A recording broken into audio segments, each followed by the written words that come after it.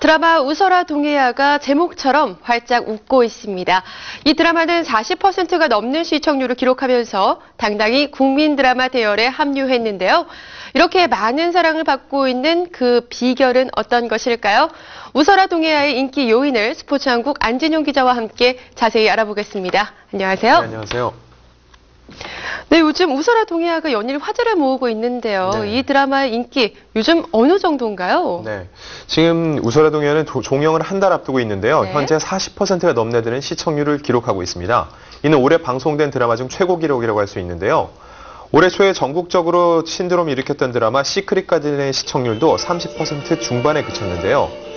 웃어라 동해야는 그보다 10% 가까이 높은 시청률을 올리면서 명실공히 국민 드라마 반열에 합류했습니다. 웃어라 동해야와 같은 시간대 방송되는 MBC 남자를 믿었네와 SBS 호박국 순정의 시청률은 각각 5% 그리고 14% 안팎에 그치고 있는데요. 웃어라 동해야는 두 드라마의 시청률을 합친 것보다 2배 가까이 높은 수치를 기록하고 있습니다. 때문에 나머지 두 방송사는 웃어라 동해야가 종영되기만을 바라고 있는 상황이죠. 네, 사실 톱스타가 출연을 하지 않고 있어요, 이 드라마에는. 네. 그런데 이렇게나 승승장구할 수 있었던 그 요인은 어떤 것이라고 보시나요? 네, 맞습니다. 통상 톱스타는 시청률 보증 수표인 것처럼 여겨지는데요. 하지만 이것도 속설에 지나지 않습니다. 네. 유명 배우들이 출연한 미니 시리즈도 대부분 15%에도 못 되는 시청률에 그치고 있는데요. 하지만 톱스타를 출연시키지 않은 웃어라 동해야는 순수하게 이야기의 힘과 출연 배우들의 호연을 바탕으로 시청자들의 이목을 사로잡고 있습니다. 그리고 극중 9살 정신연령을 가진 동해의 엄마로 출연하는 도지원의 열연은 웃어라 동해야를 이끄는 원동력이라 할 수 있는데요. 도지원은 보다 현실적인 캐릭터 파악을 위해 꼼꼼하게 대본 분석을 하고 철저한 사전 조사를 한 것으로 알려졌습니다. 여기에 임채무, 이보연 등 중견 배우의 안정된 연기가 웃어라 동해야를 든든히 받치고 있습니다. 네.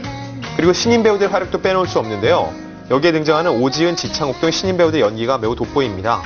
수많은 신인 배우들이 연기력 논란에 휩싸이는 것과 달리 극중 캐릭터와 하나가 된 것 같은 연기로 시청자들의 호평을 받고 있죠. 네, 각각의 캐릭터가 굉장히 인상적이고 네. 또 열연을 펼치고 있는데요. 이 드라마에는 또 가수 출신인 박정원 네. 씨와 알렉스 씨가 출연을 하고 있습니다. 이 두 사람이 인기의 어떤 요인이 됐을까요? 네. 처음에 연기력이 검증되지 않은 가수 출신 배우들을 1위극에 쓴다는 것 때문에 굉장히 많은 또 반대 여론들이 있었는데요. 네. 하지만 웃어라 동해야가 종반에 접어든 지금 두 사람은 드라마에서 없어서는 안 될 아주 중요한 인물로 자리매김했습니다. 특히 박정화는 악녀 역을 현실감 있게 소화하면서 주부들이 울분을 토하게 만들었습니다. 박정화가 욕을 먹으면 먹을수록 예. 웃어라 동해야의 시청률은 상승했는데요. 과거 또 다른 영화와 드라마 등에서 출연해 연기력 논란을 일으켰던 박정화는 180도 달라진 모습으로 새롭게 평가받는 기회를 얻었습니다. 윤세아 역할로 등장을 하고 있죠. 네, 계속해서 그렇죠. 알렉스 씨 소식 알아보도록 하겠습니다. 예, 알렉스 씨도 안정된 연기를 보여주고 있는데요. 기존의 세련된 도시남자 같은 이미지를 버리고 우유부단하면서도 치질한 고시생 이태훈 역을 네. 신들린 듯 연기하고 있는데요. 덕분에 두 사람의 출연 분량이 점점 늘어나는 현상까지 벌어지고 있습니다.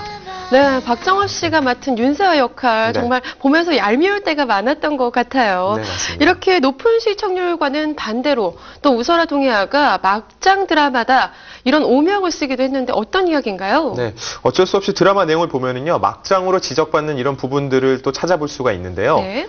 박정화가 연기하는 윤세와의 애인이었던 동해, 그리고 현재 남편인 김도진이 이복 형제 관계라는 것과 그리고 변술녀와 필자가 사랑에 빠지면서 사돈 관계가 한순간에 사랑을 둘러싼 삼각관계로 변하는 과정도 조금은 억지스러웠습니다. 네. 또한 도지원이 연기하는 안나의 과거 남자가 김준 국장이라는 사실이 드러나면서 동해의 출생의 비밀이 밝혀지는 과정 또한 조금은 끼워 맞춘 듯한 느낌을 지우기 어려웠는데요.